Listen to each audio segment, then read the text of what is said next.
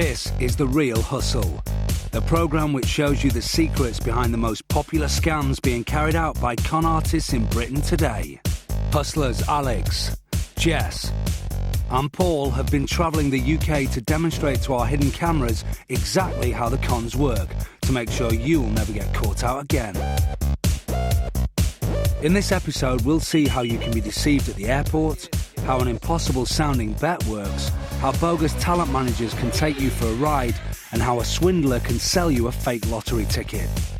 Remember, all the people in this show have been hustled for real, and after they were given their money back, they agreed the footage could be shown, so that you could avoid being ripped off by the same scams.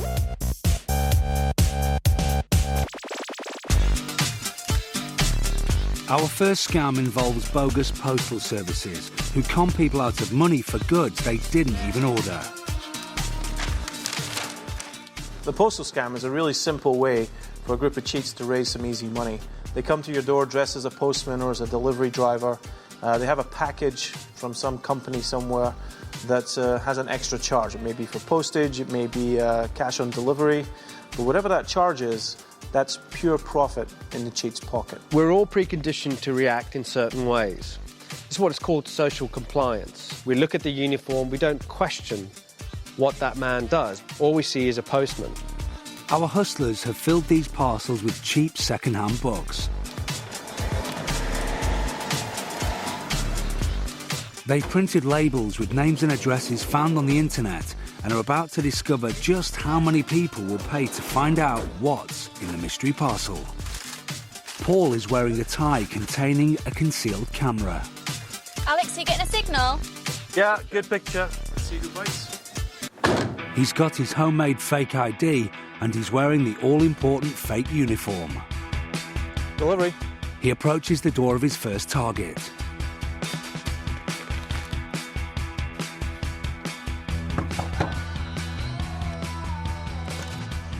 Oh yeah. Delivery for Linda Curtis. Yeah, sign for it, that's fine. Yeah. This man is about to become the victim of a scam. He is now the mark. And this little thing here, there's a £20 charge on that as well, please. So, £20 charge, yeah? £20, that's duty, VAT. Amazing. The mark says he's happy to sign and goes to fetch some cash. You can, if you call the number on there, they'll send you a receipt or they'll email one to you. Another lie from Paul. He's given the mark a phone number to call for a receipt, but if he calls that number, all he'll get is a large bill. It's a premium rate line, which goes straight into the hustler's pockets. So, Paul made £20 on his first delivery of worthless books. Can he continue his winning streak at this block of apartments? This mark is not answering the door, but Alex and Jess are on hand and may be able to solve the problem. Either no one's home or the bell's not working. Can you get that guy's number? Yeah, I can download it.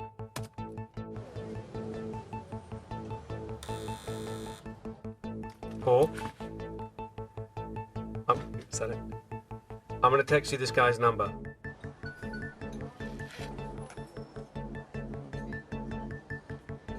Hi, is this 1 Allingham Court? Hi, this is Rob Marks. I'm downstairs for TRH deliveries. I have a package for you. I don't think your buzzer's working. Calling the Mark's home phone number does the trick. The Mark answers the door.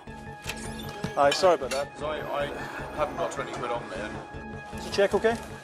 Unfortunately, the man doesn't have the cash. Again, no problem for our hustlers. They are just as happy to take a check. Make it up to TRH. TRH. They really hustle. That's, they really run around. Okay, that's it. I need you to sign here. That's okay. This is all above board. I would hope so. Clearly, it's not above board. The mark's been had. Having got his total up to £40, Paul moves on and steps up the scam a few notches. It's not just individuals who fall foul of the postal scam. Many businesses are being targeted too. Paul casually walks into the office of this small company. Anthony Owen. And there's a £40 charge on that as well. He's getting cocky now and asking for £40. Surely she's not going to fall for that. It's fine, I'm only covering this desk at the moment, so...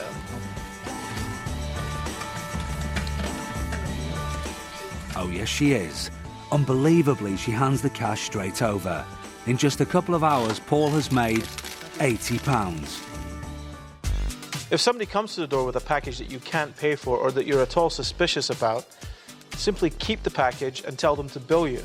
That way, if they're legitimate, they should have a system in place where they can send you an invoice. Anytime somebody knocks on your door, you don't know who they are and they're unexpected, if they ask for money, don't give it.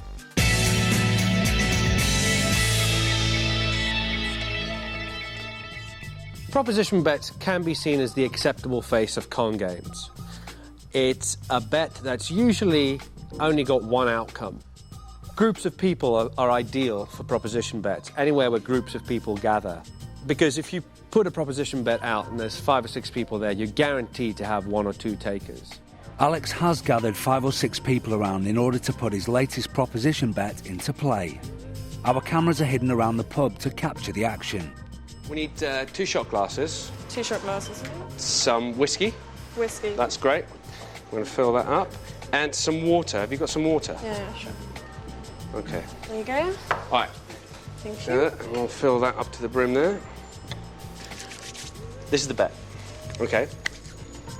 The idea is to get the whiskey into the water glass and the water into the whiskey glass. But you can't use an extra glass. You can't use a straw, and you can't use your mouth. All right? But it can be done. How much money you got on you? Have you got anything? Look. A tenner. I'll bet A tenner? Oh, you're on. I am going to use something. I'm going to use my driver's license. No holes in the driver's license. OK, look. Driver's license goes on top of the whiskey. There you go. And they're changing.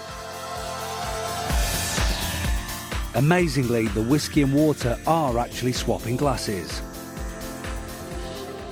With the whiskey and water completely swapped, Alex has won his bet and is a tenner richer. Making the whiskey and the water change glasses is quite an interesting one. It's just pure physics. It's density. The water is heavier than the whiskey. So when you turn the glasses upside down, the water forces itself into the whiskey glass, thus making the whiskey shoot up into the water glass. And that's exactly how it works.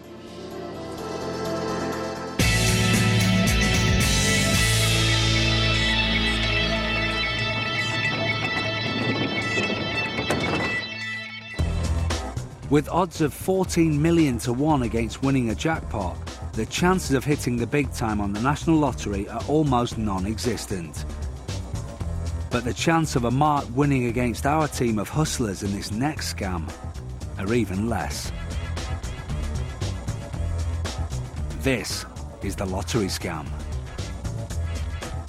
In the lottery scam, we convinced the mark to purchase a worthless forged lottery ticket.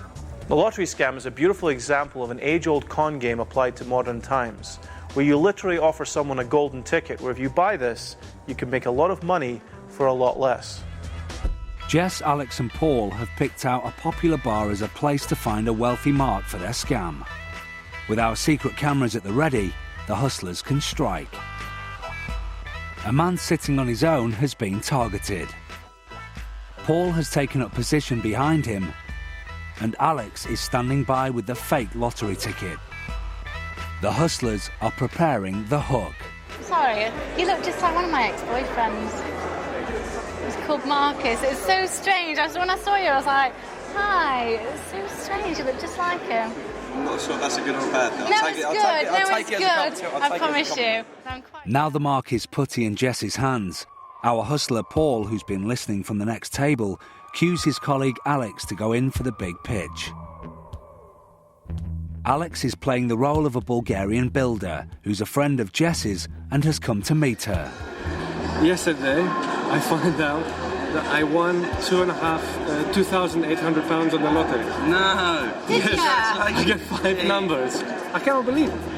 I call everyone. Tomorrow I'm going back home to Bulgaria. What a great way to end your last day there. I know, isn't it great? Look at that. It's fantastic. So, over the course of 5 minutes, Alex has sold the lie that he's a foreigner with a winning lottery ticket. Now he needs to convince the mark to buy it off him. It's time to reveal the bait. You don't work for the police, or anything? No. Okay. No, it's not a joke. It sounds like, you know, that my work permit is finished 3 months ago, and when I check the number, I find out that you have to go with the ID. Okay. Like if they see my ID, I'm worried that they maybe see the... Well, do you want me to cash it for you then? Or? I thought maybe if you have the cash. Sorry, it's a financial conversation. But the whole of it? Yeah, do you have it? Do I have £2,800? I know it's 15 minutes ago, the stranger was having a quiet drink on his own. Now 2 hustlers have sat down at his table and started chatting about a winning lottery ticket.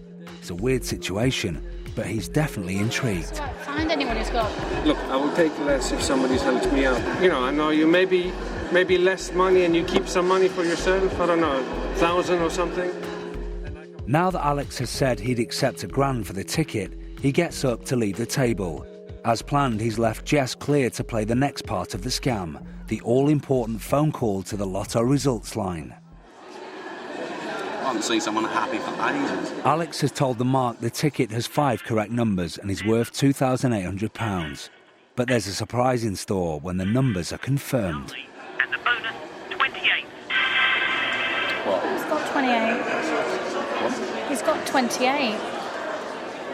What's the bonus for? Kidding me? Oh my God. Are you shitting me? No! Hang on. 100 grand, isn't it? Jess tells the mark there's been a mistake and the ticket actually has 5 numbers plus the bonus ball, which is a much bigger prize than 5 numbers alone. The mark is then given the opportunity to confirm the numbers for himself. These are the numbers on the ticket. The mark is now hearing the actual numbers drawn in the lottery. Number 19. 25. 32. 47. 48. 49. And the bonus, 28. Matching 3 numbers wins £10. 4 numbers wins £96. 5 numbers wins £2,839. Matching 5 numbers plus the bonus wins £121,522. 121 grand. Really? Now the mark thinks that the ticket is worth over 100,000 and not the 2,800 Alex told him initially. This is the key to the whole con. The fish has bitten, it's time to reel him in. I want to buy it off him. That's harsh. Yeah, but you don't know him very well though, do you? So? No, he's always scrounging off my brother. That's why I'm not bothered at all. Oh my God. Jess has planted the seed. She wants to buy the winning ticket for £1,000 and she needs someone to go halves with her. No, he's a bit cheeky though. It's like nearly £3 grand and it's 500 quid, but... Do you have a friend maybe who can... I don't know. I mean, could you get some money out maybe? She practically forces him in as a partner in ripping off Alex the foreigner. In fact, he's the one about to be ripped off. Big mess. Yeah. A big mess for me, but... Well, I can nip out and get some cash as a cash machine. Do you want to come out and... I'll have a look with you. I trust you. Your name is? Danny. Danny, okay, no problem. Finally, the mark agrees to at least go to the cash point with Jess. But will he really stump up the money, or will he give her the slip? The hustlers wait nervously to see if the sting will fail or succeed. I'll give you a minute. After 10 minutes, the mark has returned. But is he bearing the cash? Did you cash point? 500, you got Everything 500. okay? Yeah. Yeah? Fine. Bingo. With the mark's £500 cash now in Alex's possession, the scam has succeeded, and the mark is left with a worthless lottery ticket for his money. Game, set and match to the hustlers. The lottery scam works because the mark, the person who's going to be conned, essentially thinks they're going to make X amount of money, and that's a pretty good deal for them. And they're thinking, well, maybe I should, maybe I shouldn't, whatever. But then they find out, actually, as long as they're prepared to lie and keep quiet about one element, then they stand to make far more money than that. So in terms of the psychology, you've anchored them at a certain profit, and then suddenly they find out, actually, they could be sitting on an absolute fortune. And that just appeals to their sense of greed. That's why it's such a fantastic scam.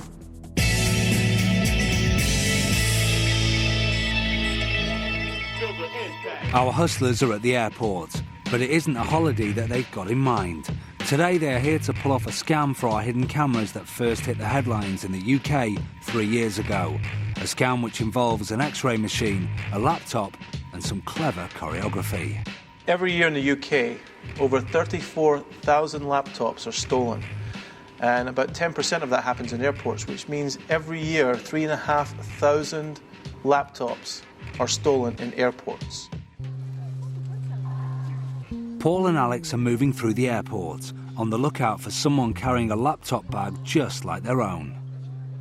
Alex spots a likely looking mark and gives the signal to Paul to note the selected target. They plan to substitute their own bag or ringer for the victim's one. They move in, closely trailing the mark as he passes through the terminal on his way to join the queue for the X-ray machine. Over at the X-ray area, our hidden cameras look on as the travellers pass through security. Paul passes through the metal detector and starts to gather his belongings. Meanwhile, Alex passes through the metal detector, but he sets off the alarm, so the security staff check his pockets before he can move on. Whilst Alex is being searched, Paul gathers his stuff and leaves. Now Alex is through, our mark passes through the detector, collects his laptop and he's away. So where's the scam? If we watch the sequence again, we can see what has happened. Paul is carrying a laptop bag which he puts through the X-ray machine along with his coat. He then walks through the metal detector and is all clear. On the other side, he moves his laptop bag down to the end of the conveyor belt. At this point, Alex passes through the gate and deliberately sets off the security alarm by carrying lots of metal items in his pocket. On the other side of the machine, the mark has already put his laptop onto the belt, but he cannot yet pass through the gate to collect it because Alex is still being searched. Paul casually puts on his coat and waits for the mark's laptop to come out of the X-ray machine. The mark's laptop is out of his eyeshot and his reach, which now gives Paul the opportunity to grab it. Note that Paul has left his bogus laptop bag or ringer on the conveyor belt.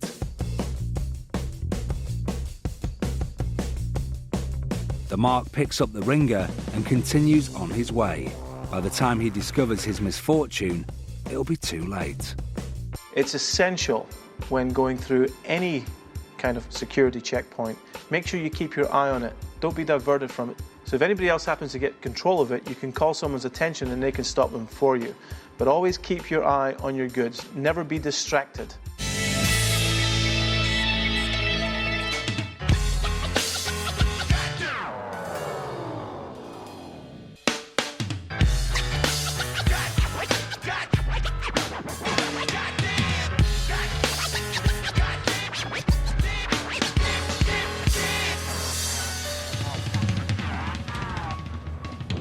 Too many times people go and sit in a cafe, put their bag over the back of the chair. You think you know it's there, but you can't see it and you can't feel it.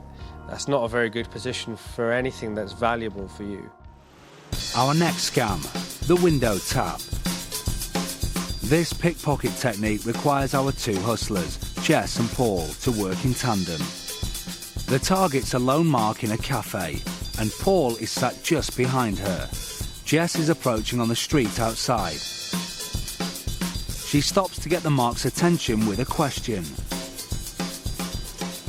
What the time is? With the mark distracted, Paul lifts a bag and heads straight out the door. The mark returns to her phone conversation and hasn't even noticed. The obvious point to remember here is, always keep your bag in sight.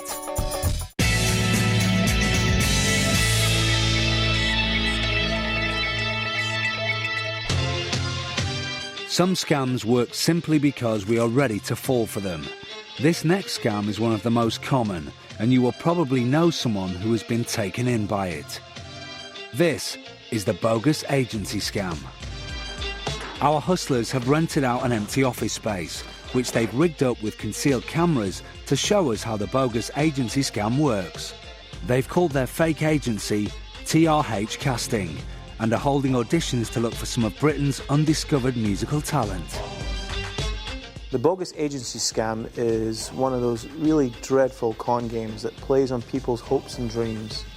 And in this case, you pick somebody out who's looking to be a star, and you give them the opportunity that they've always dreamed about, and you use that to extract as much money as you can. The hustlers have invited some wannabes to the TRH casting office. Their challenge is to seduce each of them into parting with £500. Paul is posing as the agent. After introducing himself, he launches into his sales pitch. We're scouring right now looking for new talent. What we're looking for is people with a good voice. So what they're looking for is people with legs, people who look like they're going to grow. Oh, it seems very promising. Paul cunningly sows the seed that money might have to be handed over. So what we're trying to do is find people that are willing to move forward, invest in themselves. I mean, are you ready to invest in yourself? If you're willing to invest in yourselves, you know, they think they can market and take forward. Hello. Oh, Jess. How are you? Thanks for coming in. As if the victims weren't already intrigued, it's time for the hustlers to introduce their first convincer. Jess enters the scene posing as a successful agency client. Her job will be to persuade the mark what a great service the agency provides and what an amazing demo tape could be theirs if they sign up. It's brilliant. The producer's fantastic. You get to put like 3 songs on, like you're there for the whole day, and it's fantastic. They organised everything for me, and the producer was fantastic. Oh God, it was so good. I had the best day ever. On and off, really. There you go. Thank you. Do me a favour, don't let anyone listen to that for the next week. Okay. Keep it for yourself. I wasn't gonna. You're going to be very, very happy. I'd love for you to let me have a look at that, but right now we've got Francis Abagnale, who's an A&R guy. Would you mind if I brought him in? Let him hear this as well? No. Now comes convincer number 2. Alex is posing as a record industry hotshot, here to listen to them sing. The story is, if they impress Alex, they may well get a lucrative recording contract. In fact, this is just another lie. Okay. What are we going to hear? I'm going to sing a little bit of Whitney Houston, I Will Always Love You. Okay. Bittersweet memories, that is all I'm taking with me. Wow. That's a great voice. Thank you. She's got a lot of talent, and our hustlers seem really impressed. But what will they make of the next guy? I want to tuck you in at night, and if you wanna leave, I can guarantee you won't find nobody else like me. Very nice. Very good. They seem to love this performance too. And what about our final duo? That girl who showed me that love is truly blind, that love is truly blind. Great, guys. That's great. Yep, they're still bowled over, proving that a performance of any standard would get exactly the same reaction from our hustlers every time. Okay. Alex makes his exit and leaves Paul in the room to seal the deal. That never happened. I have never seen Francis Abagnale tell somebody he wants them. Really? Now the marks have been suitably buttered up, it's time to hit them for the money. First, the duo of brothers. I'm willing to put in £1,000. Are you willing to put in 500? Yeah, 500, yeah. They're keen to part with their cash. And when presented with a contract not even worth the paper it's written on, they're quick to sign up and write down their credit card details. Next, our solo male. How will he respond? Considering yesterday I was considering going back to work on Friday to drive my truck. Yeah. And now I'm thinking about getting £500 together so I can get a demo tape to demo CDs. He seems pretty unsure. Looks like Paul has his work cut out. How will our final mark take it? She has a few questions. Will I get copyright? Absolutely. You will continue to own copyright. That's if we want to move forward, if you get a deal that really, really works for you, I would be willing to pay, it's £1,500 for the recording time in a studio. I will pay 1,000 of that. That's my investment in you. You will still own your own material. Paul hits her with one final push. I'd like to make you part of this. Do you want to do this? Is this something you'd be interested in? Well, I've got to grab it with both hands. Really. I think you've got to grab it with both hands and jump in. Do you have a credit card or anything like that? I do, yes. Thinking she might be missing out on the opportunity of a lifetime, she buckles under the pressure. And back to our truck driver. What has he decided? He's fallen for Paul's clever seduction techniques too, and finally puts pen to paper.